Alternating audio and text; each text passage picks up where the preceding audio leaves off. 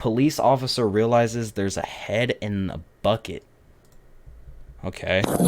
Damn, that's loud. Hold on, I'm gonna turn that down.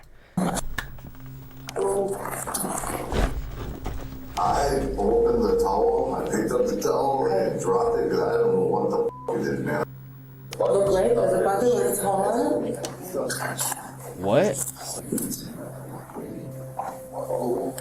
This is the moment cops realized there was a head in the bucket at the crime scene. But What are they? Wait, whoa. L context, bro. What the hell is going on? I don't know nothing. little did they know, the entire case would only get more and more horrifying. On the 23rd of February 2023, police visited the apartment of a suspected killer, Taylor Shabiznes. This is where they would quickly find out that she's not only insane, but a complete psychopath. Nothing. Hey, is this blood? Does this look like blood to you? Or am I just tripping? Could possibly be blood. Why does it sound like they're in like a septic Who did tank? that? Hi, Taylor. How's it going? Officer Russell with the Green Bay Police Department. Taylor, you have one more for your arrest. Put your hands behind your back. You got it. The cops were searching Taylor's property on a warrant and discovered bloody footprints next to her car Yo. and blood literally on her hands. But upon searching her apartment, they found the very thing they had been called to find in the first place: a human head in a bucket, first discovered by the victim's own mother. Oh my god, bro. Imagine, so the mom's... Dude, imagine how, like, traumatizing that has to be, like, looking at your kid's son or your kid's head in a bucket, bro.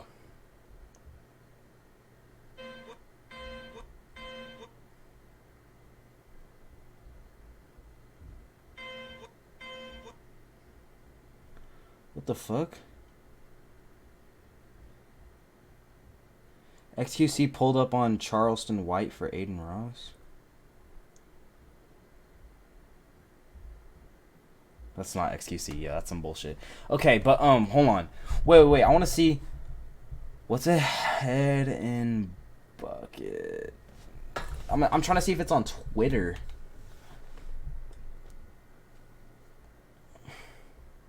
I'm definitely not about to find it. Damn.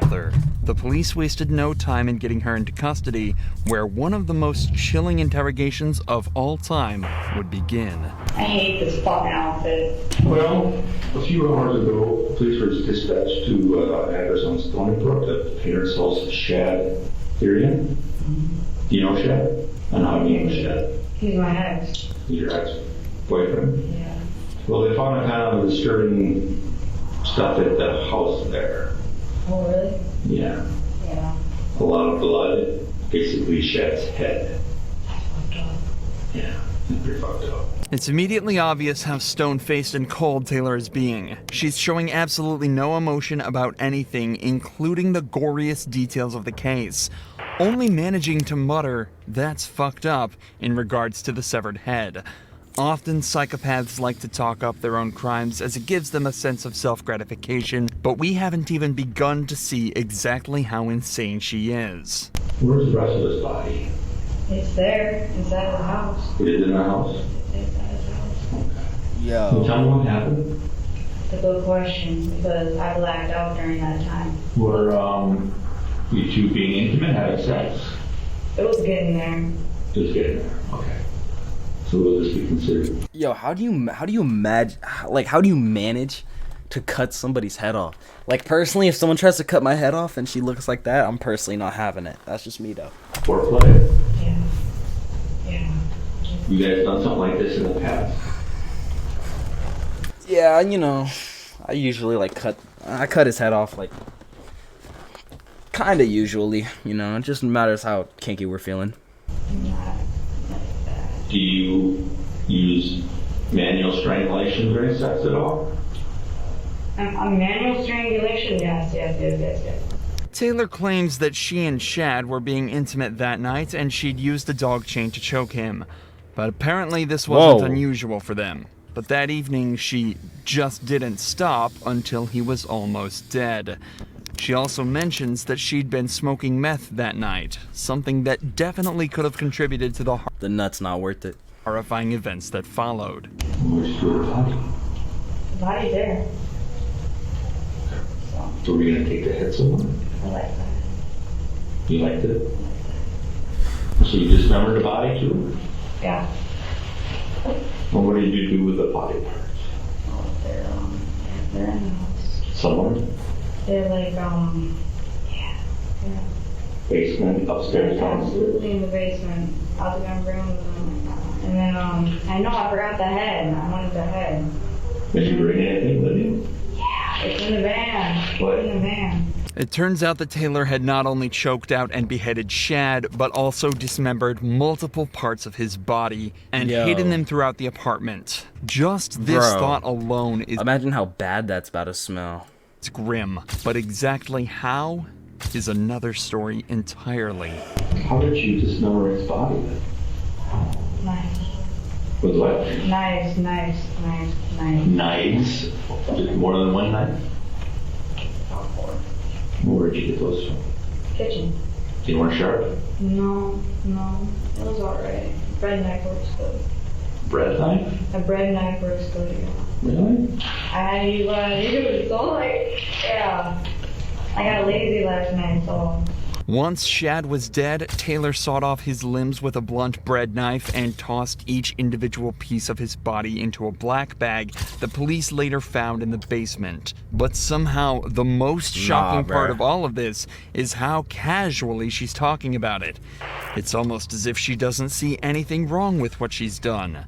Psychopathic murderers often take pride in their work and enjoy the attention that it brings them. Ted Bundy, for example, was constantly delighted to speak to the press for likely the same reason Taylor is laughing about what she did.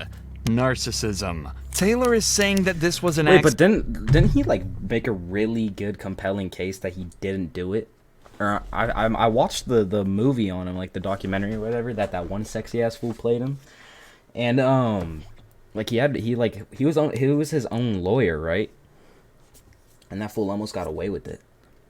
Accident, but the joy she's getting out of explaining every tiny detail to the detective implies that while she maybe didn't plan it, she certainly had no issues with what she did. For the next 5 minutes, Taylor describes how she cuddled with his body after killing him and how she used parts of his dismembered body, specifically his genitals. We pick the interview back up as she continues to bluntly describe the chilling events of that night. You do anything particular with the head or the body? What did you do with the blood? What happened to all the blood? What's good, Bricks? It's still in there, still in the tote. There's a shower in the basement. You go in the next side over and I just dumped it out after the rain. There's probably still blood there. What did you know? Yeah. I drained his head.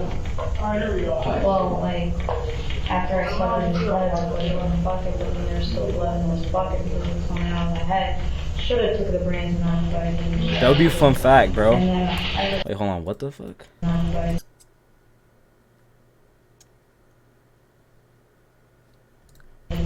This is crazy, bro. This is actually insane. So you cleaned his head in the shower and then dumped the bucket? Oh. Not only is Taylor comfortable with dismembering and beheading her former lover, but it seems she was also fine with draining and washing his head, and possibly even removing his brain. I don't understand like how you can fucking like do this, dude. Like even if you're psychotic, like how do you just like look at this and not give a shit? It's unclear why she felt the need to do this right now, as things really aren't adding up. She had already discarded and hidden the rest of the body. My friend says hi, what's good? So if what's good, Bricks' friend? she was attempting to hide it, then she would want to dispose of the head too. There is something much deeper at play here, and the detective is desperate to figure out what. So when he put the chain on his neck, he thought that you guys were going to have kinky sex. You think that's what I was thinking, maybe? Nah, bro. Nah. That's insane, bro. Send it. All right, bet. Bro. Like, personally, I'm never getting a chain around my neck, bro. Just ever. Like, you can never catch me that down bad for a female. I was gonna do the same thing. You know, I was going in, and I did. And I went in. But then he's like, choke me, but he didn't really say it, so I'm like, he put it on his neck. I already know I'm gonna choke him, and I did. I'm like, bro, like, still, I'm not letting you kill me, bro, no matter how good that fucking nut's gonna be yet, nah. But before you chain went around his neck, were you in Chad, like kissing or any foreplay or anything? No, we were chilling at home. You just chilling. So all of a sudden, the chain went around his neck. Yeah. How come? I'm just trying to get it. He likes it. Alright. I was gonna walk him like a dog. You know, and he wanted that? I have no idea. What am I gonna do it anyway? Yeah, I'm personally never letting that happen to me. I sent it, alright.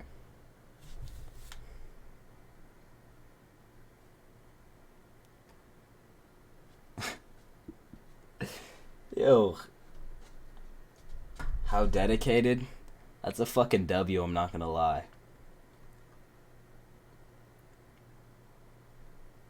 Alright, there you go, bro. Also, invite me to the server. And you're claiming it was his idea? No, it was his idea. It was all him.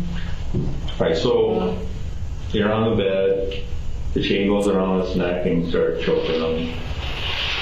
And you just realized that he was gonna die or what? I'm just like, shit.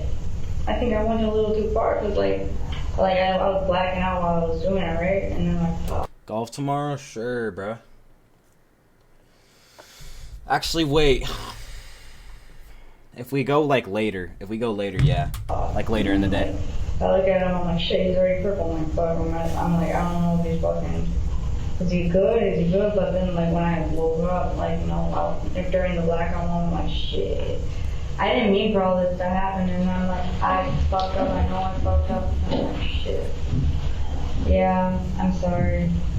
That's what happened. This is the closest Taylor has come to remorse in the entire interrogation, but it's so heavily undermined by everything else she said, it's impossible to believe she's being genuine.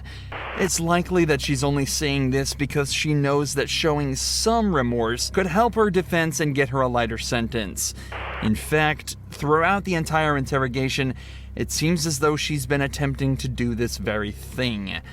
Taylor's story is that she got home with Shad and almost immediately grabbed the chain and started choking him. Then she suddenly blacked out, saw him dead in front of her, and despite not wanting him to be dead, didn't call an ambulance and instead dismembered him, played with his body, and then laughed about it with police. Wow. These don't sound like the actions of an innocent person, and the detectives don't think so either. Yeah, she fucking admitted to doing it. How is she innocent?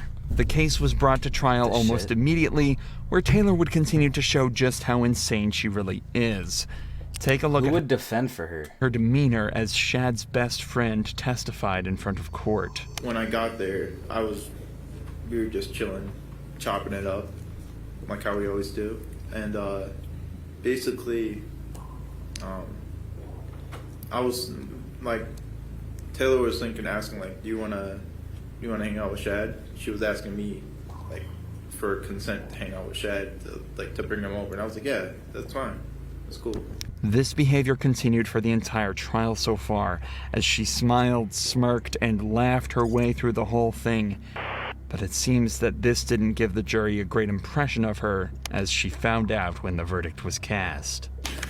Okay. The first verdict reads as follows. We, the jury, find the defendant, Taylor Denise Shabiznis, guilty of first-degree intentional homicide as charged in count 1 of the information. Who would want to fuck that, for real? Like, that ass? Who would be attracted to that? Who would let this put a chain around their neck?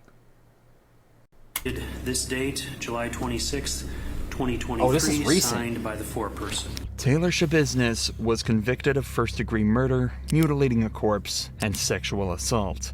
As of this video's upload, she's awaiting her sentence, but is facing life in prison or even the death sentence. If you enjoy true crime videos like this, make sure you're subscribed to see more. Yeah, I don't know if I want to see more of that, bro. That's insane.